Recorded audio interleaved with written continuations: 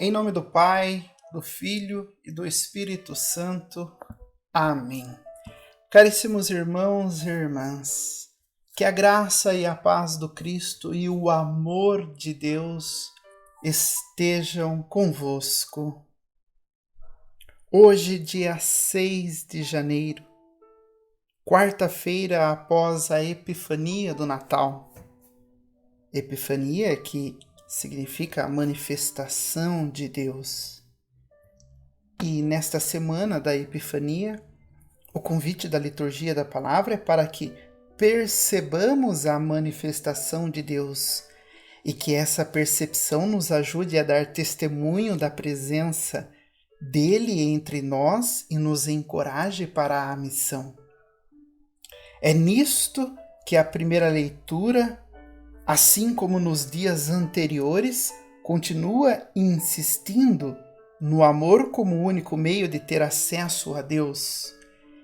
É isto que na primeira leitura de hoje, da primeira carta de João, capítulo 4, versículos 11 e 18, vai dizer a nós: amar a Deus e ao próximo. Eis a receita milagrosa para a manifestação de Deus. Isto é, toda manifestação de Deus é um ato de amor. E todo ato de amor é uma manifestação de Deus. Assim sendo, na primeira carta de João, fala que se Deus nos amou de modo grandioso e incondicional, nós também devemos amar o nosso próximo. É incoerente dizer que amamos a Deus, que temos contato com Ele, que rezamos e que somos pessoas religiosas quando odiamos nosso irmão, quando praticamos injustiça e somos insensíveis à dor alheia. Desta forma, adentremo-nos ao mistério daquilo que o Evangelho traz para meditarmos e enriquecermos mais ainda o nosso crescimento, a nossa vida espiritual, em praticar, em realizar ações que correspondam com o amor e que manifeste a Deus. Peguem conosco aí a sua Bíblia. O Evangelho de hoje é o Evangelho de São Marcos, capítulo 6, versículos 45 a 52. Proclamação do Evangelho de Jesus Cristo segundo Marcos. Depois de saciar os 5.000 homens, Jesus obrigou os discípulos a entrarem na barca e irem na frente para Betsaida, na outra margem, enquanto ele despedia a multidão. Logo depois de se despedir deles, subiu ao monte para rezar. Ao anoitecer, a barca estava no meio do mar e Jesus sozinho em terra.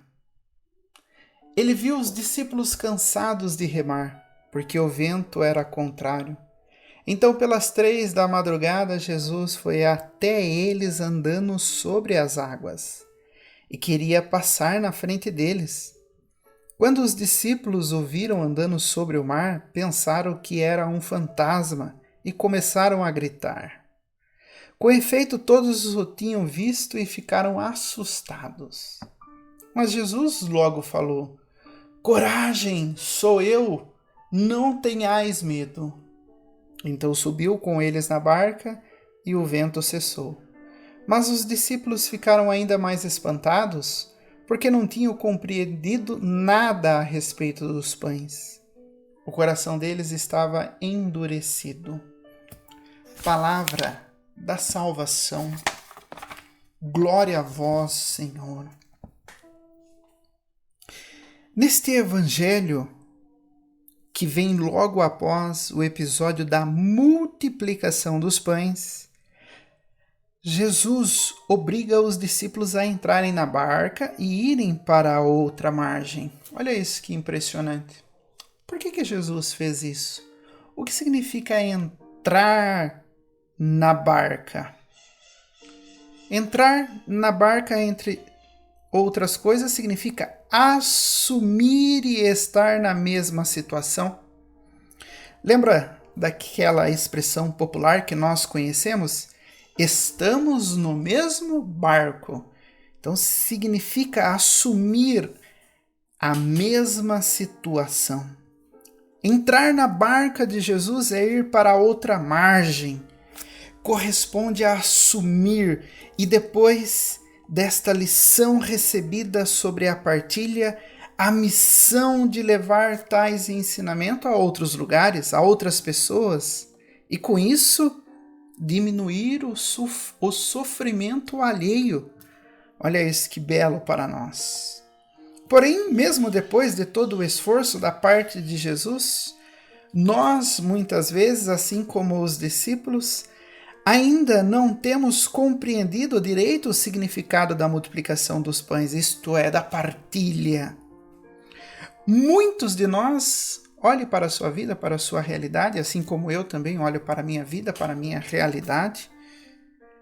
Muitos de nós partilhamos, mas às vezes por desencargo de consciência, mas nem sempre entendemos o real significado da nossa partilha. E a não compreensão atrapalha o bom êxito da nossa missão. Os discípulos entram na barca sem ter certeza das coisas e a certa altura o barco parece que vai afundar. Estavam remando contra os ventos contrários, era de madrugada. O mesmo ocorre conosco, quantas vezes por inúmeras razões, mas principalmente pela falta de discernimento e de compreensão, pela nossa falta e pelo nosso cansaço de remar, de lutar pelas coisas. Parece que não vamos dar conta do recado e o nosso barco vai afundar. Toda vez que isso ocorre, Jesus vem ao nosso encontro, meu irmão e minha irmã. Jesus, ele se manifesta na nossa vida, como se manifestou na vida dos discípulos. Mas devido à dureza do nosso coração, assim também como narra o versículo 52, o coração deles estava endurecido.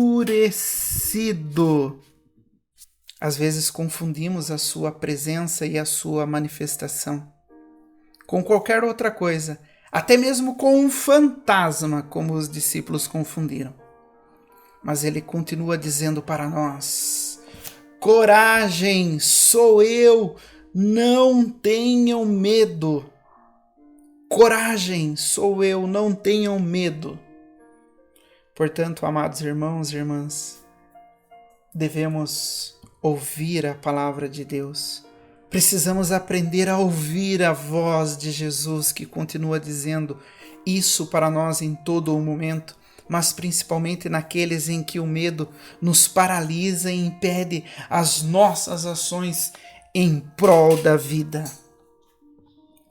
Nós precisamos testemunhar, nós precisamos ir adiante, é preciso amá-lo, é preciso testemunhá-lo com pensamentos, palavras e ações, com toda a nossa alma, com todo o nosso entendimento.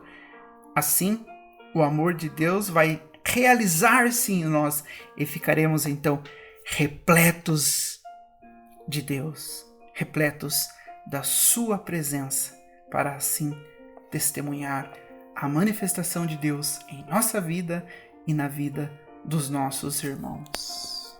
E assim, então, cantaremos como o salmista neste dia de hoje, a qual as nações de toda a terra hão de adorar-vos, ó Senhor. Salmo 71. Caríssimos irmãos, fiquem na paz de Deus. Paz e bem.